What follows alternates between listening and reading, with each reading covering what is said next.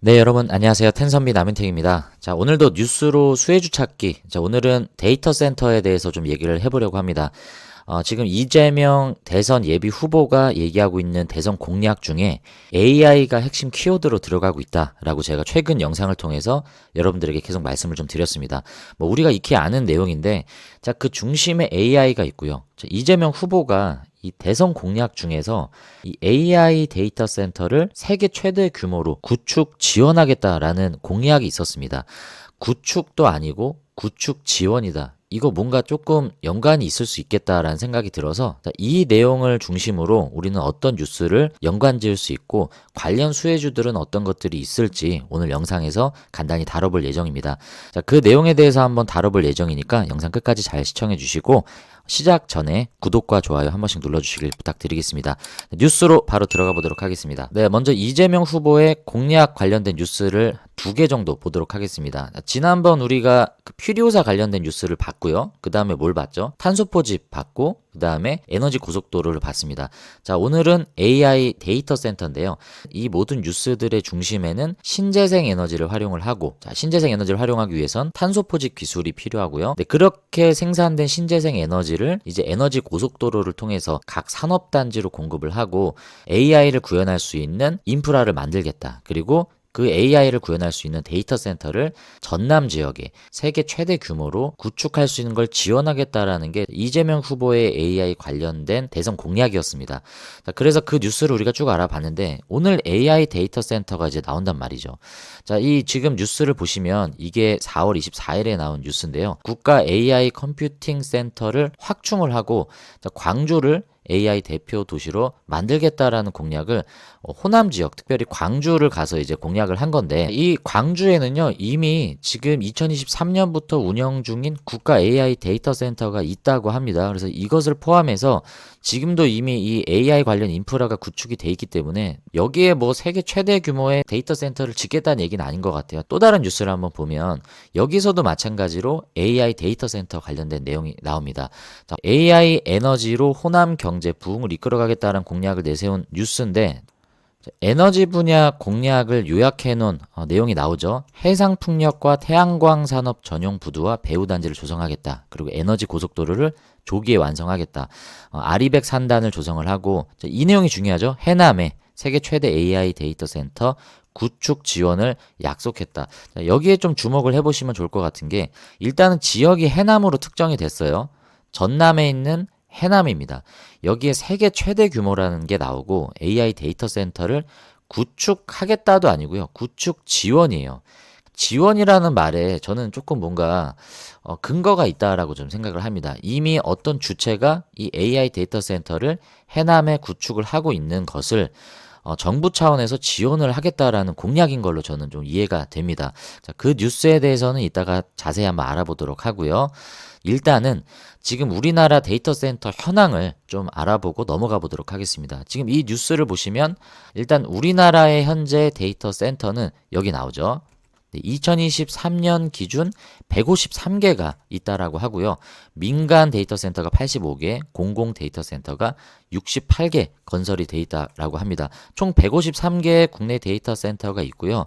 시장 규모를 보시면 2023년 기준으로 약 4조 2,900억 원 정도 규모이고, 그리고 지리적 분포를 보면 수도권이 72.9%로 민간 데이터 센터의 경우에는 수도권 비중이 상당히 높죠. 지도로 한번 볼까요? 네, 여기 보시면 민간 데이터 센터만을 봤을 때는 수도권의 대부분의 데이터 센터가 다 밀집되어 있는 걸 우리가 확인할 수 있습니다. 그리고 민간뿐만 아니라 이제 공공 데이터 센터까지 합치게 되면 그래도 수도권의 58.8%가 밀집되어 있다는 걸 볼 수 있고, 그러면 이제 우리나라의 데이터 센터를 주도하는 민간 기업이 누구인가 여러분들이 좀 궁금하실 텐데, 뭐 우리가 잘 아는 일단 네이버가 있습니다. 네이버 같은 경우는 저는 데이터 센터가 굉장히 많을 줄 알았는데 네이버는 데이터 센터를 딱 2개 보유하고 있습니다. 지금 보시면 데이터 센터 각이라고 나오죠. 영어로 GAK라고 쓰는데 이 각이 8만 대 장경을 보관하고 있었던 해인사의 장경각을 모티브로 했다라고 해요. 그래서 장경각의 그 각을 쓰는 것 같습니다. 각 세종의 데이터 센터가 있고요. 각 춘천, 이렇게 2개 데이터 센터가 있습니다. 그러니까 춘천과 세종에 한 군데씩 있는데 굳이 비교를 하자면 일단 세종 같은 경우는 축구장 41개 크기라고 하고요. 각 춘천의 경우에는 축구장 7개 정도 사이즈라고 하니까 규모 면에 있어서 세종시가 가장 크고요. 아시아에서 가장 큰 규모의 데이터 센터라고 하기 때문에 우리나라에서 뭐 당연히 가장 큰 데이터 센터가 바로 네이버의 각 세종 데이터 센터입니다. 잠깐 사진을 보시면 이렇게 생겼어요. 장경각을 모티브로 했다라고 하고요. 그리고 그 주변에는 이렇게 자율주행 차가 돌아다니고 있습니다. 지금 보시는 화면은 이제 세로 로봇이 작업을 하고 있는 모습이고요. 여기 지금 보시면 이런 것들을 좀 넣고 빼고 하는 이런 작업들을 세로가 하고 있고요. 그리고 가로는 이렇게 통로를 돌아다니면서 여러 가지 뭐 운송 기능들을 하고 있는 것 같습니다. 배달도 하고요. 그런 배송 로봇 기능을 바로 가로가 담당하는 것 같습니다. 그리고 관제 센터도 당연히 있겠죠. 네, 그리고 많은 GPU가 내장되어 있는 서버실의 사진이고요. 자, 그것들을 연결한 이런 케이블, 그리고 송전 케이블 이런 것들을 우리가 볼 수 있습니다. 네, 마찬가지로 되게 중요한 축을 차지하고 있는 냉각 시스템이죠. 열을 제어할 수 있는 열 관리 시스템이 굉장히 중요한데 이 공냉식 장비들이 데이터 센터에 들어갑니다. 자, 네이버 같은 경우에는 자체적으로 개발한 AMU라고 하는 열 관리 시스템을 보유하고 있습니다. 잠깐 여기 설명을 보시면 서버실 냉방을 위해 자연바람을 직간접으로 활용하는 하이브리드 공조 시스템이라고 소개를 하고 있습니다. 여기 AMU라고 여기 나오죠. 그리고 초고압 전기를 안전하게 공급받는 전력을 공급하는 GIS실이라고 소개를 하고 있고요. 그리고 UPS도 상당히 중요한 역할을 하겠죠. 전원이 끊기면 안 되기 때문에 그런 비상 전력을 대체해 줄 수 있는 비상 전원 공급 장치 UPS도 설치가 돼 있습니다. 네, 그리고 화재 시에 화재를 진압할 수 있는 이런 특수 소방 가스실도 비치가 돼 있고요. 지난번 SK CNC 건물에서 카카오 데이터 센터가 화재가 나서 큰 피해를 입었던 거 우리가 기억을 하고 있고, 그래서 카카오는 그 날이 발생했었던 10월 15일이죠. 그래서 1015 사태라고 얘기를 하는데, 네, 그런 화재들을 또 대응할 수 있는 시설들도 반드시 이렇게 필요할 겁니다. 네, 그리고 카카오를 보시면 카카오는 지금 데이터 센터를 1개를 보유를 하고 있는 것으로 알고 있습니다. 네, 한양대학교 안산 에리카 캠퍼스 내에 있는 데이터 센터를 지금 가지고 있는데, 지금 2번째 데이터 센터를 짓기 위해서 원래는 서울대 시흥 캠퍼스를 예정 부지로 계획을 하고 있었는데 서울대 측에서 뭐 최종 승인이 나지 않은 것 같습니다. 그래서 지금은 부지 선정을 놓고 후보지를 지금 물색하고 있는 상황이라고 하고요. 아직은 데이터 센터를 한양대 내에 지금 1개만 보유를 하고 있는 상황이고, 또 다른 또 데이터 센터를 보유한 민간 기업이 있을 텐데 대표적으로 우리나라 통신 3사가 있겠죠. 네, SKT도 지금 데이터 센터를 구축을 하고 있고, 뭐 대표적으로 지금 울산 미포 산단 쪽에 SK케미칼 대지를 구매를 해서 이쪽에 지금 데이터 센터를 건립할 것을 계획을 하고 있습니다. 그리고 KT 클라우드는 6천억 원 규모의 부천 지역에 데이터 센터를 추진하고 있다라고 뉴스에서 확인할 수 있습니다. LG U+도 마찬가지고요. 아무래도 우리나라 통신 3사가 가장 적극적으로 데이터 센터를 구축을 하고 있고, 네이버, 카카오, 이런 IT 기업들, 통신 기업들이 대체적으로 이 데이터 센터 건립을 주도하고 있는 모습들을 볼 수 있습니다. 정치적인 성향을 봤을 때는 카카오가 민주당 쪽에 아무래도 좀 친화적인 기업이다라는 게 우리가 익히 알고 있는 사실이기 때문에, 만약에 이재명 그 대선 예비 후보가 대통령에 당선이 된다라고 하면 카카오 쪽에서 좀 부각을 받을 수밖에 없는 그런 분위기이긴 합니다. 하지만 시장의 분위기는 지금 그렇게 흘러가고 있다라고는 볼 수는 없어요. 이따가 차트를 보겠지만 참고사항으로 우리가 좀 생각을 하면 좋을 것 같고, 자, 그러면 이쯤에서 이제 우리나라 데이터 센터의 현황을 다 알아본 것 같고요.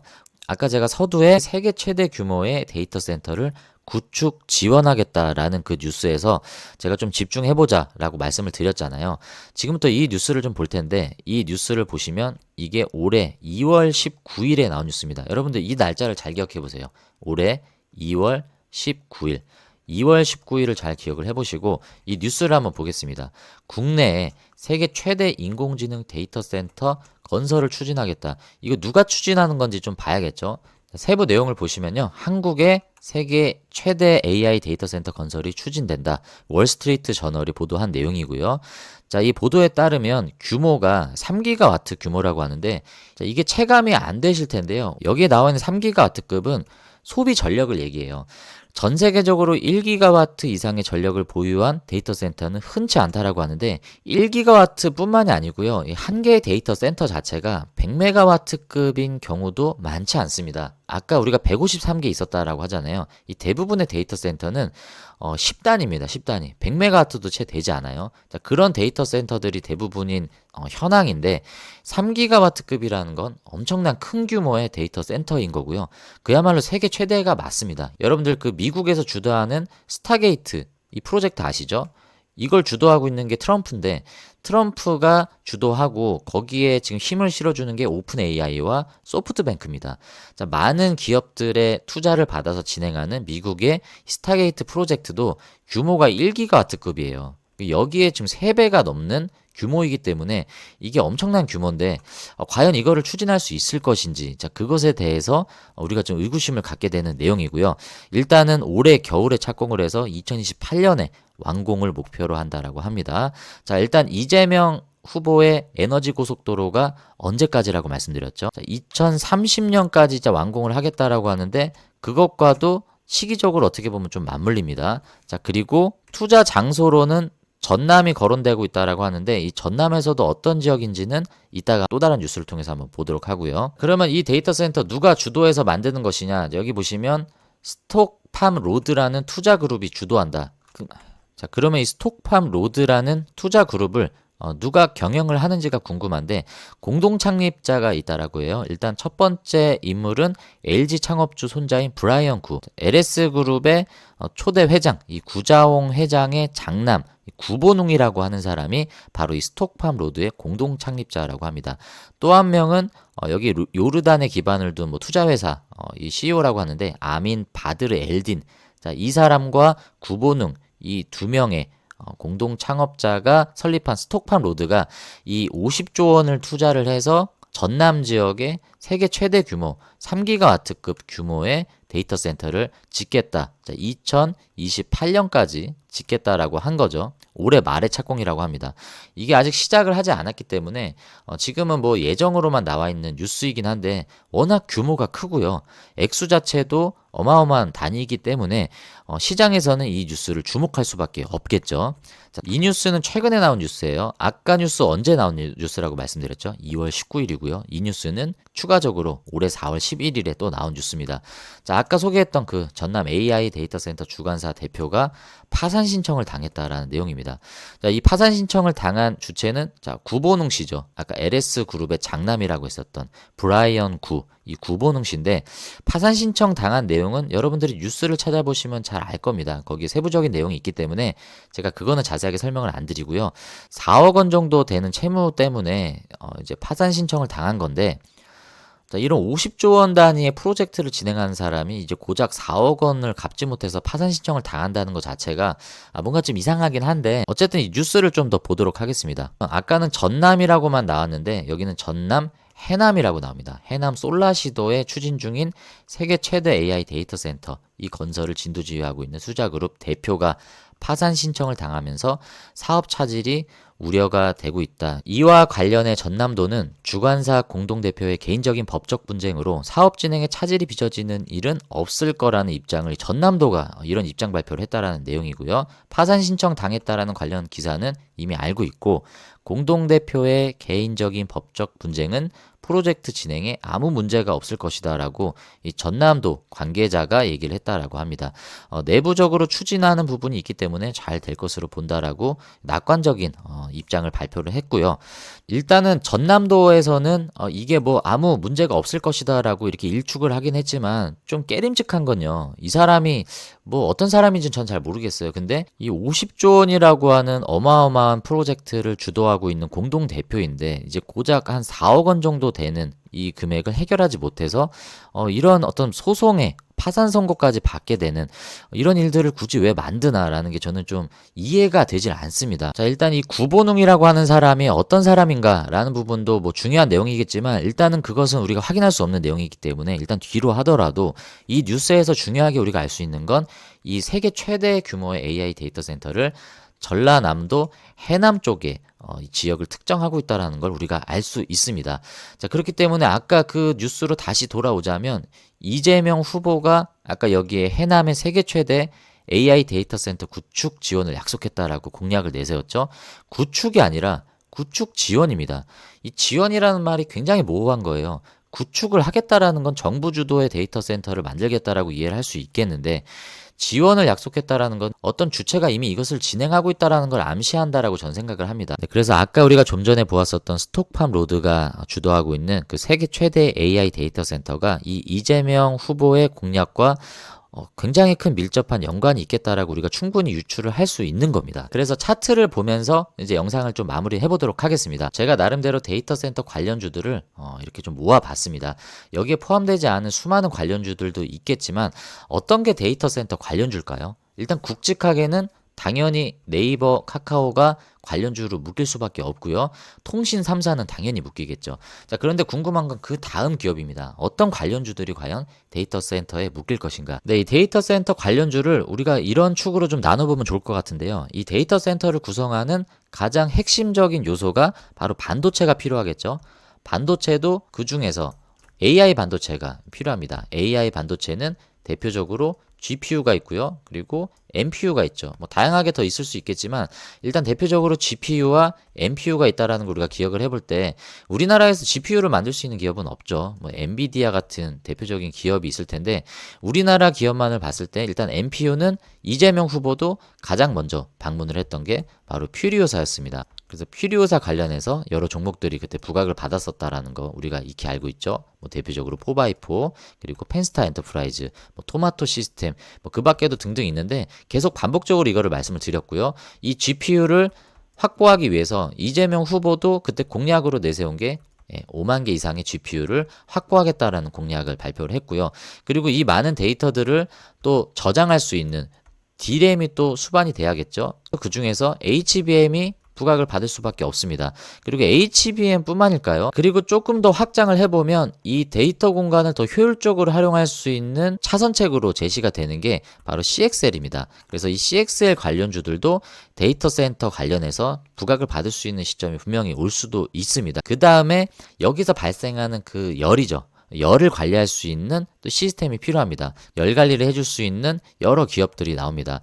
자, 지금은 네이버 같은 경우도 공랭식 방식을 이용을 하는데 열 관리 솔루션을 가지고 있는 여러 관련주들이 있을 텐데 뭐 대표적으로 유니셈이나 GST 같은 기업들이 대표적이겠죠. 이제 칠러라고 얘기하는 장비를 생산을 하고 있습니다. 네, 그리고 각각의 서버에 연결되어 있는 송배전선이 있죠. 송배전 시스템이라든지 뭐 송배전 케이블 이런 것들을 만드는 회사들이 또 관련주로 엮일 수가 있습니다. 뭐 대표적으로 LS 일렉이나 뭐 HD 현대일렉 뭐 이런 관련주들이 있겠고요. 이걸 가동할 수 있는 에너지원이 필요하겠죠. 이 에너지원 이걸 뭐 전력이라고도 얘기할 수 있는데 이 에너지 전력원도 굉장히 다양할 수 있습니다. 일단 뭐 원전 SMR을 통해서 공급을 받을 수도 있고요. 그리고 지금 이재명 후보가 강조하고 있는 신재생 에너지를 통해서도 공급을 받을 수 있습니다. 네, 그리고 SMR과 신재생 그 중간에 완충 작용을 할 수 있는 이제 LNG 발전도 우리가 주목해 봐야 된다라고 말씀드렸고요. LNG에는 탄소 포집도 우리가 공부를 해야 된다라고 강조를 드렸습니다.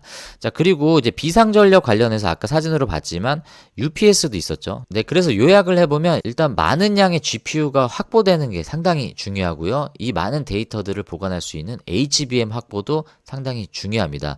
그리고 이것을 효율적으로 활용할 수 있는 CXL이 또 부각을 받을 수 있다는 거 체크하면 좋을 것 같고, 네, 그리고 열 관리를 어떻게 할 것이냐, 그리고 송배전, 그리고 마지막으로 에너지 공급을 어떤 방식으로 전력을 공급할 것이냐. 자, 이 핵심 축을 가지고 데이터 센터 관련주들을 좀 나누어서 우리가 보면 좋을 것 같습니다. 네, 그래서 데이터 센터 관련주들을 이제 요약을 해보면 이제 네이버, 카카오를 중심으로 통신 3사가 있죠. 자, 이들은 이제 데이터 센터의 키플레이어라고 우리가 이해를 할 수 있고요. 네, 그리고 이제 반도체 쪽으로 넘어가면 일단 HBM 관련주들은 상당히 많기 때문에 뭐 오늘 시간에서는 그걸 거론하진 않겠고요. CXL 관련주를 보면 일단 오픈 엣지 테크놀로지 그리고 네오셈 그리고 파두 뭐 이런 기업들이 CXL 관련주로는 좀 부각을 받을 수가 있을 것 같고요. 네, 그리고 열관리 관련주로 묶일 수 있는 대표적인 종목이 GST, 유니셈, 그리고 LG전자가 있습니다. LG전자 같은 경우는 사실 시장에서 주가적인 측면에서 큰 부각을 받고 있지는 않지만 이 공랭식 칠러, 자, 이 제품으로 요즘에 상당히 많이 집중하고 있는 모습을 볼 수 있고요. 원래는 차량용 충전 사업 쪽에 좀 포커스가 돼 있었는데 그 사업을 과감히 포기를 하고 지금은 이제 열관리 쪽 사업을 집중하고 있는 모습을 확인할 수 있습니다. 송배전 관련주로는 뭐 LS일렉과 HD 현대일렉 뭐 등이 있을 텐데, 자, 오늘 여러분 LS일렉을 조금 주목을 해봅시다. 사실 저는 개인적으로 LS일렉을 좋아하진 않습니다. 왜냐하면 최근에 그 물적 분할 관련해서 주주를 상당히 무시하는 듯한 그런 모습을 좀 보였기 때문에 개인적으로는 LS일렉을 좀 좋아하지는 않게 됐습니다. 하지만 오늘 이 뉴스를 통해서 LS일렉이 부각을 받을 수밖에 없는 흐름이었기 때문에 오늘 영상에서는 LS일렉을 우리가 좀 주목을 해보면 좋을 것 같습니다. 왜냐하면 아까 뉴스에서 보았던 세계 최대 규모의 AI 데이터 센터, 이거 지금 전남 해남에 구축할 예정이라고 했는데 그 중심에 누가 있었습니까? 브라이언 구가 있었죠. 이 브라이언 구가 바로 LS 회장의 장남입니다. 그 뉴스가 언제 나왔는지 제가 날짜를 기억해보자라고 말씀드렸습니다. 바로 2월 19일이었습니다. 지금부터 제가 2월 19일 기점으로 이 데이터 센터 관련주들의 흐름이 어떻게 변화되고 있었는지를 좀 확인을 해보도록 하겠습니다. 일단은 LS일렉의 차트 흐름을 보시면요. 지금 고점을 찍은 뒤로 계속 주가가 빠지고 있어요. 지금 고점을 찍은 게 공교롭게 언제입니까? 2월 19일이죠. 그 뉴스가 나온 다음부터 주가가 이렇게 빠지고 있어요. 그러니까 시장은 이미 그 내용들에 대해서 어느 정도 알고 반영을 했다라고 저는 좀 이해를 하고 있습니다. 주식은 선반영이기 때문이죠. 그때 뉴스를 보고 기대감에 붙은 개미들이 있었을지 모르겠지만 굉장히 안타까운 주가 흐름을 그 이후에 가져갔죠. 자, 우리가 뉴스를 보고 대응하면 이미 늦었다라는 걸 여기서 또 교훈으로 알 수가 있는 거죠. 자, 이게 그 내용으로 올라갔다라고 우리가 맹신할 수는 없지만 저는 상당히 그 내용과 무관하지 않다라고 보고요. 심지어 그 뉴스가 나오기 직전일 같은 경우는 18%까지 굉장히 강하게 이렇게 올라갔었던 모습을 확인할 수 있고요. 거래량도 제법 많이 나왔어요. 보시면 상대적으로 이때 많은 거래량들이 나왔지 않습니까? 다른 관련주들 흐름을 한번 볼까요? 자, 먼저 GST 한번 보겠습니다. GST도 이쯤 가서 고점을 찍은 뒤로 빠졌죠. 자, 이때 날짜를 보시면 마찬가지로 그 무렵입니다. 자, 2월 19일 무렵에 강한 상승을 보였고요. 주가가 이때 이후로 좀 빠졌습니다. 유니셈 차트도 보시면 자, 이 부근까지 올라갔다가 그 뒤로 주가가 계속 빠졌는데 이때 날짜가 보면 2월 19일, 2월 24일, 자, 이 사이입니다. 자, 그리고 네오셈은 CXL 관련주죠. CXL 관련주이긴 한데 바닥에서 살짝 지금 올라왔었던 시점을 보면 2월 19일, 자, 이때가 고점이었습니다. 그죠? 자, 고점을 찍은 뒤에 이렇게 좀 빠졌던 모습들을 확인할 수 있고, 파두 볼까요? 파두가 지금 바닥을 기고 있는데 지금 특징적인 날짜 이때 보이시죠? 이때 날짜를 보시면요, 공교롭게 이때 날짜도 2월 19일입니다. 파두는 반도체 관련주고 유니셈은 칠러 관련주입니다. 그리고 LS일렉은 송배전 관련주죠. 각각의 섹터가 다른데 지금 고점을 기록했던 최근의 날짜들을 보면 다 2월 19일 부근입니다. 자, 그렇다라는 건 연관이 있다라고 좀 어느 정도 유출해 볼 수 있고요. 이삭 엔지니어링도 폭은 작지만 보시면 고점을 기록했었던 최근의 날짜를 보면 다 2월 19일, 18일 다 이 무렵입니다.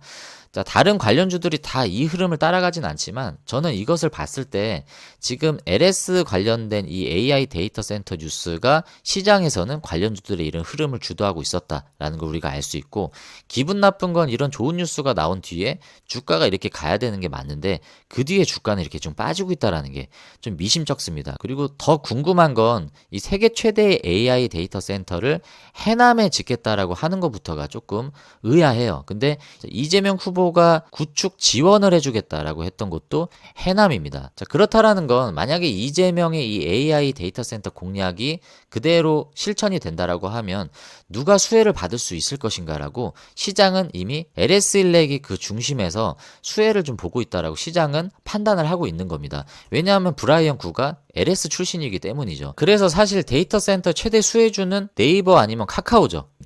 네, 그래서 네이버 카카오가 지금 이 뉴스에 어느 정도 반응을 했는지를 좀 살펴볼 텐데, 자, 먼저 네이버입니다. 네이버도 날짜는 조금 다르지만 얼추 비슷한 흐름을 가져가고 있어요. 자, 카카오를 한번 보겠습니다. 카카오는 조금 흐름이 다르죠. 지금 이재명 후보의 그 AI 데이터 센터 공약에 크게 수혜를 지금 보지 못하고 있는 상황입니다. 자, 그리고 카카오의 최근 거래 일자를 보시면 이 날짜가 언제입니까? 4월 25일, 지난주 금요일이었는데 그때 장중 마이너스 5.8%까지 급락하면서 음봉으로 이렇게 마감했는데 찜찜한 건 거래량이 엄청 터졌어요. 이 많은 거래량이 나오면서 음봉을 기록을 했는데 이거는 분명 뉴스가 있었다라는 겁니다. 어떤 뉴스가 있었냐 하면 바로 이 뉴스죠. 카카오가 5%대 급락을 했는데 그 내용을 보면 SKT가 지분 전략을 매각을 했습니다. 자, 원래 SKT와 카카오는 보시면 2019년부터 3천억 원 규모의 지분을 교환하면서 전략적인 파트너십을 유지를 하고 있었는데 지난주 금요일에 SKT가 지분을 전략 매각을 하면서 이 카카오와 인연을 맺었었던 파트너십을 해지했다라고 좀 봐야 됩니다. SKT의 입장에서는 이제 자금 확보 목적으로 지분을 매각을 했다라고 하지만 분명한 건 이제 카카오와 SKT는 이 데이터 센터 사업에 있어서는 분명한 이제 경쟁 관계로 들어갔다라는 걸 알 수 있습니다. 뭐 둘이 같이 뭐 데이터 센터를 구축한다, 뭐 거기에 뭐 파트너십을 맺는다. 이런 내용들은 이제 기대하기가 점점 어려워진 상황이기 때문에 SKT는 아까 말씀드렸지만 이제 울산 쪽에 SK 케미칼 부지를 매입을 해서 거기에 데이터 센터를 이제 짓고 있다라고 하고요. 카카오도 서울대 시흥 캠퍼스 쪽으로 알아보려고 했는데 서울대에서 뻐그러졌기 때문에 두 번째 이제 후보 장소를 물색을 하고 있기 때문에 카카오도 어떻게 보면 좀 발등에 불이 떨어진 상태입니다. 현재 데이터 센터를 한 군데밖에 보유하고 있지 않기 때문에 어떻게 갈 것인지. 일단 중요한 건 이재명 후보의 공약에서는 카카오를 염두하고 있는 모습은 아직까지 포착이 되고 있지는 않아요. 일단 자신의 지지 기반인 이 전남, 해남 쪽으로 일단 데이터 센터 구축에 대한 내용이 있었기 때문에 그것을 이제 지원해주겠다라는 공약은 있었지만 카카오가 여기 수혜를 입을 것이다라는 근거는 어디에도 찾아볼 수가 없습니다. 그렇기 때문에 카카오도 시장에서는 전혀 기대감이 반영이 되지 않고 있는 현재까지의 모습이기 때문에 저는 이재명 데이터 센터 공약 관련해서 카카오가 큰 수혜를 받을 수 있을 것이다. 지금까지 기준으로 봤을 때는 큰 기대는 좀 어렵다라고 보고요. 이 큰 시장 안에서는 물론 카카오가 부각을 받을 수는 있겠지만 지금 이 공약 관련해서는 LS일렉이 가장 큰 수혜를 받을 수 있는 지금 모습으로 와 있다라고 저는 볼 수 있습니다. 자, 그렇다고 해서 여러분들이 뭐 데이터 센터 관련주로 LS일렉을 봐야 된다라는 건 아닌데 일단 지금까지 뉴스를 봐서는 이 LS일렉이 그 뉴스에 가장 예민하게 움직였고 여러 관련주들도 그 흐름과 동반해서 이렇게 움직였다라는 걸 봤을 때 우리가 이 뉴스를 중심으로 이 흐름이 계속 연속성을 가져갈 것인지를 좀 파악하는 게 굉장히 중요할 것으로 보고요. 제 말이 다 맞는 건 아닙니다. 하지만 여러분들도 뉴스를 보실 때 이런 식으로 좀 시나리오를 확장해 보시면서 여러분들의 나름의 투자 노하우들을 좀 접목해 보시면 조금 더 여러분들이 뉴스를 보는 시야와 투자를 대응하시는 뷰가 좀 스펙트럼이 좀 넓어질 수 있을 거다라고 좀 생각을 하고요. 저도 그런 관점에서 계속 공부를 하면서 지켜보도록 하겠습니다. 네, 그리고 여러분 마지막으로 최근에 나온 뉴스입니다. 이게 지난주 금요일에 나온 뉴스인데요. 이 뉴스도 좀 주목을 해보면 좋을 것 같아요. 추가적으로 LG전자와 한전 그리고 하나건설이 협력을 맺었다라고 하는데요. 여기에 데이터 센터가 들어갑니다. 근데 여기에 직류 기반이라는 얘기가 나와요. 기존의 데이터 센터는 대부분 교류 기반으로 운영이 된다라고 합니다. 그래서 전력을 변환하는 과정에서 약 10%의 에너지 손실이 발생하는데 이 손실을 최소화하기 위해서 LG전자가 주도를 했다라고 해요. LG전자는 국내 최초로 직류 전력에 최적화된 대형 냉방기 칠러를 개발 공급할 계획이고요. 한국전력은 여기에서 직류 전력 송전 기술을 공급을 하고 하나건설은 이제 설계와 시공을 맡는다라고 합니다. 그리고 아까도 말씀을 드렸지만 LG전자가 최근에 여기에서 좀 두각을 나타내고 있고요. HVAC가 삼성 LG가 다 지금 주목을 하고 있는 냉난방 공조 기술이잖아요. 그래서 LG가 여기에 지금 포커스를 두고 있다라는 거 여러분들이 잘 기억을 하시면 좋을 것 같고 근데 지금은 부각을 받지 못하고 있는 실증 단계의 기술이긴 하지만 앞으로는 이 데이터 센터의 에너지 효율을 위해서 이 직류를 활용을 한 냉각기 그리고 이 송전 기술 이런 것들이 부각을 받을 수 있는 시장이 앞으로는 나올 수 있을 것이다라고 우리가 이 뉴스를 통해서 좀 추가적으로 좀 유출을 해보면 좋을 것 같습니다. 네, 오늘 데이터 센터 관련 영상은 여기까지입니다. 오늘 영상이 도움이 되셨으면 구독과 좋아요 한 번씩 좀 눌러주시고요. 자, 오늘 영상을 통해서 여러분들이 데이터 센터 딱 이 키워드를 들었을 때 그냥 단순히 네이버, 카카오, 통신 3사만 딱 떠오를 것이 아니라 거기에 중심축이 되는 다양한 산업군들을 한번 유출해 보시고 자, 오늘 공부를 했죠. 데이터 센터 하면 일단 반도체, GPU, NPU가 나오고 HBM과 CXL까지 연결이 되면서 열 관리 관련된 공랭식, 액침 냉각, 자, 이런 것들이 나오고요.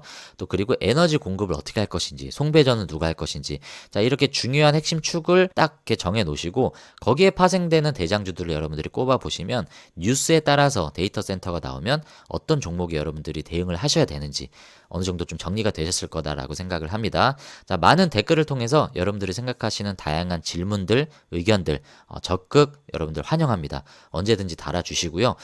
뭐 감사합니다. 좋은 영상이었습니다. 이런 글들도 저에게 큰 힘이 되지만 여러분들이 의견들을 달아주시는 것도 저에게 큰 힘이 됩니다. 뭐 수정 보완 요청해주신 댓글도 좋습니다. 다양한 여러분들의 댓글 참여를 좀 기다리도록 하고요. 네, 여러분들의 수익이 10배 그리고 여러분들의 주식이 더 쉽게 될 수 있도록 텐선비 나민텍이 오늘도 함께하고 있습니다. 다음에 더 좋은 영상으로 또 인사드리도록 하고요. 오늘 영상 끝까지 시청해주셔서 감사합니다. 즐거운 주말 보내세요. 안녕히 계십시오.